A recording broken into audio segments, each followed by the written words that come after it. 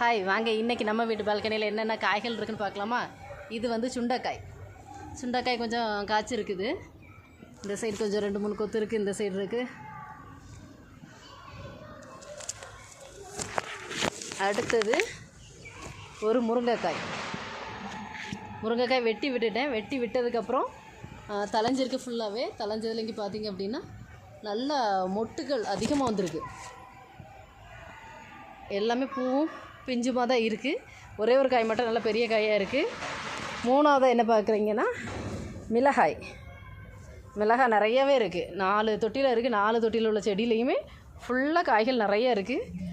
பூ மொட்டு எல்லாமே நிறையா இருக்குது. இன்னும் கண்டினியூஸாக நமக்கு காய் கிடச்சிட்டே இருக்கும். இது 2வது சீசன் கிடச்சிட்ருக்கு. அடுத்தது ஒரு பாவக்காய். இந்த பாவக்காய் வந்து விதை நம்ம போடலை. இந்த நம்ம ஹேங்கிங் பாட்டில் வந்து நான் வந்து டர்ட்டில் வைன் செடி வச்சுருக்கேன்.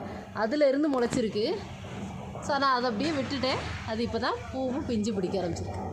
எத்தனை காய் வருதோ அத்தனை காயை நம்ம எடுத்துக்கலாம். இப்போதைக்கு நம்ம வீட்டில் இவ்வளோ காய்கள் இருக்குது. இது எல்லாமே ஆர்கானிக்காக அதுவாக முளைச்சது தான். நம்ம சுண்டைக்காய் செடியும் நம்ம வைக்கலை. முருங்கை விதை மட்டும் போட்டு நான் முளைக்க வச்சேன். மிளகாவும் அதுவாக முளைச்சது தான். எவ்வளோ நல்லா வளர்ந்துருக்கு பார்த்தீங்களா. இதே மாதிரி நீங்களும் ட்ரை பண்ணி பாருங்கள். தேங்க்யூ.